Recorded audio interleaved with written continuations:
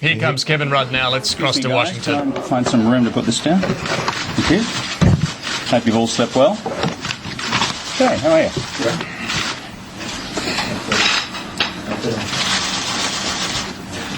Well, good morning, ladies and gentlemen. The reason for calling this press conference this morning is, as you know, I'll be in the air for the next 24 hours or so, returning to Australia.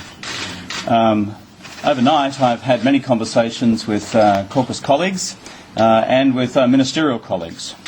I'm very pleased by and encouraged by the amount of positive support and encouragement of me to contest the leadership of the Australian Labor Party.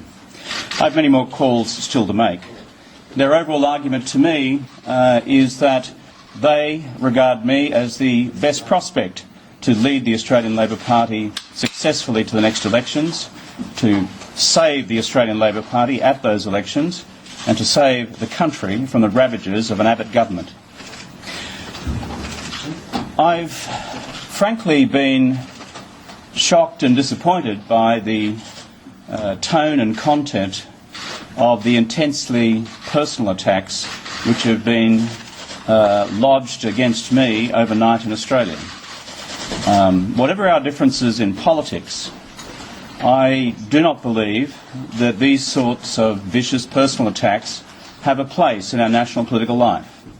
We all have a responsibility to preserve the fabric of decency in our national political institutions, and that includes within our principal political institutions, including our principal political parties. Therefore, I've been shocked and disappointed. I would say to you, and I would urge my own supporters in Australia, not to retaliate, not to engage in this sort of vicious personal attack. I don't believe it has a proper place in Australian politics. And the reason I also think that is that in Australia today, people are sick and tired of the politics of division. Sick and tired of the politics of division within our political party, sick and tired of the politics of division within Australian politics overall. And as we know, Mr. Abbott is the national master of the politics of division and dividing our nation. Therefore, it is important that we begin to cultivate and develop a new sense of unity in our country. Unity because the policy challenges we face are so formidable, as indeed the international community face as well. The bottom line is this question of the future of the leadership of our party in our country is not about personality. It's about trust. It's also about policy, and it's about vision.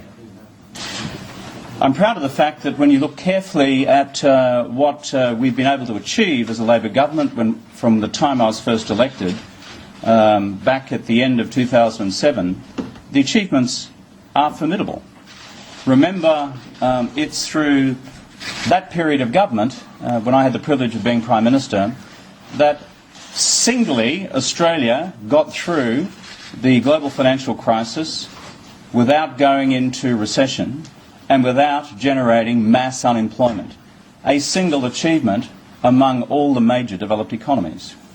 And not only that, but we emerged with among the lowest debt and lowest deficit rates of all the developed countries in the world. And when I look ahead, can I say the Australian people and the Australian business community need to have confidence that the government is in strong and stable hands in negotiating the very uncertain global financial shoals which lie ahead. We're not out of hot water yet when it comes to Europe. I think everybody knows that. And therefore, in the very difficult period which lies ahead in 2012, experience and competence and discipline will be needed in terms of our national economic management fully wired to the threats which lie out there in the global economy. But can I also just emphasise this, that in the achievements, the policy achievements that we have registered so far as a government, in the period that I've been leader and post that, we have done some formidable things. A massive new investment in education, a massive new investment in our public health and hospital system, the launching of a national broadband network so that everyone in the country has an opportunity to be wired to the information highway of the 21st century. Of course, dealing also with the challenges of climate change, the fact that we now have in legislation a 20% renewable energy target, which we did not have before. And beyond that again, dealing with the challenge of Indigenous disadvantage and the apology to the First Australians. But that is what we've done so far. What I'd also like to talk about in my remarks today is the policy challenges which lie ahead for Australia. And these are big ones. Number one, the restoration and the maintenance of business confidence. Business generates jobs. It's fundamental that there is confidence in the business community to invest and to continue to create jobs. That is critical.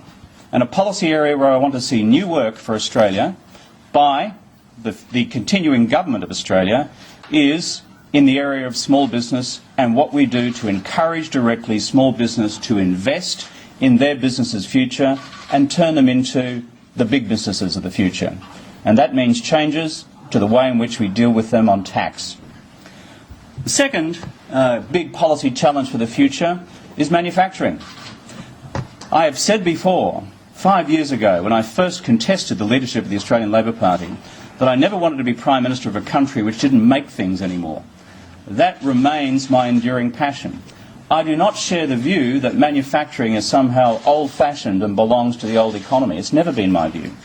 We have to be smarter about manufacturing, but can I say loud and clear, I believe fundamentally in the importance of a strong Australian industry for the future, and as a result, a strong industry policy for the future as well. And let me say quite bluntly, I do not support the decision taken by the government to axe the support we had provided to the Australian automobile industry through the Green Car Fund, which myself and Minister Kim Carr signed off on in good faith with auto manufacturers from around the world.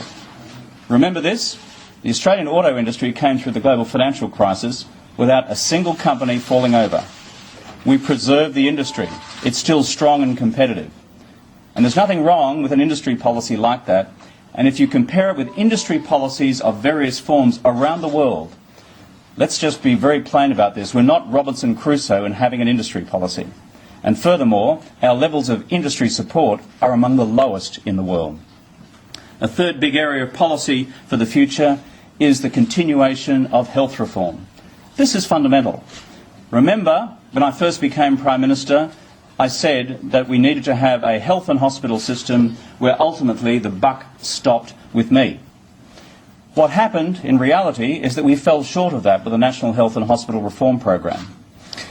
We squibbed some of the hard decisions in the end, and decisions that were taken over the course of the last 12 months. It's no secret to my colleagues that I didn't support that. I believe we've got to complete the task of reforming our health and hospital system for the future because it's so fundamental for all Australian families.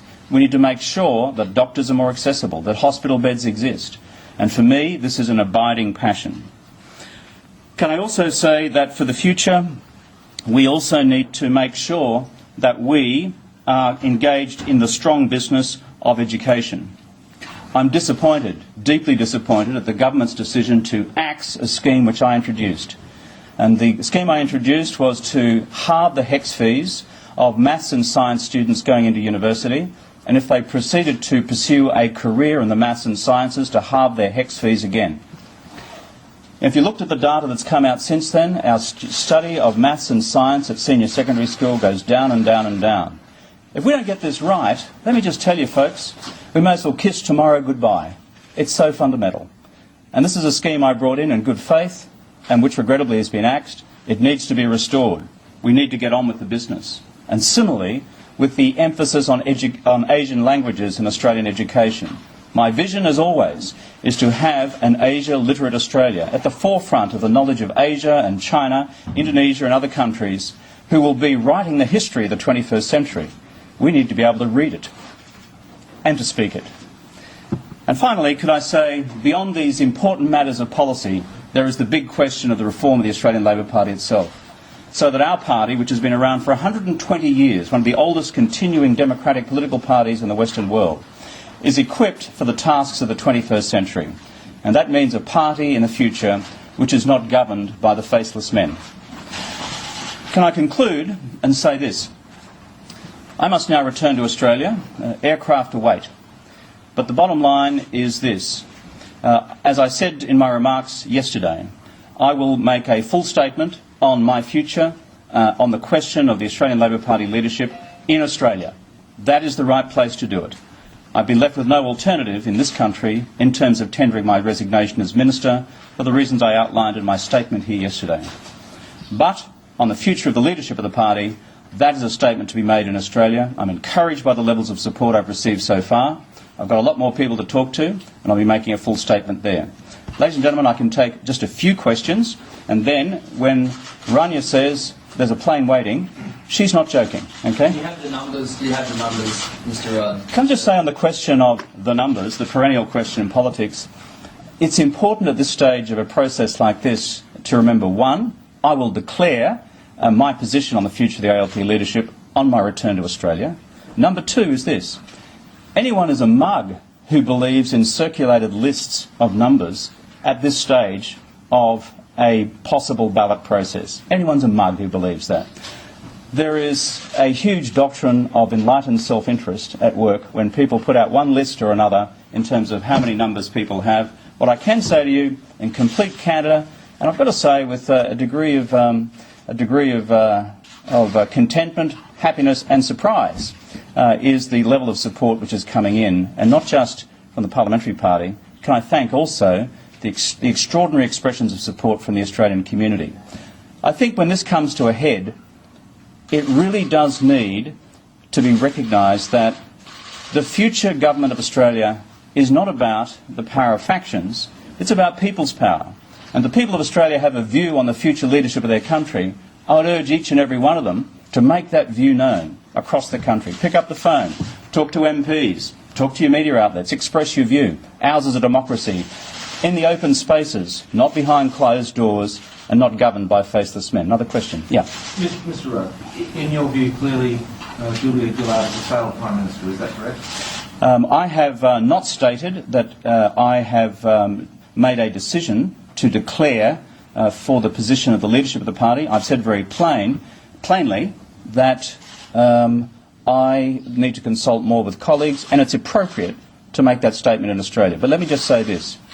I do not believe that Prime Minister Gillard can lead the Australian Labor Party to success in the next election. That is a deep belief. I believe it's also a view shared right across the Australian community. We have a place touch. Sorry, it's a place touch. I can take one more. Mr. Rudd, I just want to be fair to your folks. allegations of treachery against your former colleagues have been returned with interest overnight. Have you done anything that would warrant the Prime Minister to sack you, which was speculated widely yesterday? Well, can I just say, I seem to recall that sometime yesterday I tendered my resignation, and the reason I did that was that you can't be Foreign Minister of the country when the Prime Minister of the country refuses to express her confidence in you. And that's what occurred in the last 24 hours, which caused me to make an extraordinary statement yesterday about the need to resign. Can I say more broadly on the question of personal attacks? I just emphasise again what I said before. Whatever our different political views, whatever they are, across the Australian political landscape, there is a place for civility. There is a place for actually conducting a debate in a way which gets to our vision for the nation, our positive policies for the future. And sure, there are tough questions about individuals, but hooking into one another in highly vicious personalised attacks, I don't think is Australian, and I don't think we should be part of that. And folks, as they say in the classics, I've got a zip. Thank you. Are you going, Dallas? Are you going, Dallas? Well, Kevin Rudd, the plane waiting to bring him back to Australia. He didn't declare that he will be contesting the leadership.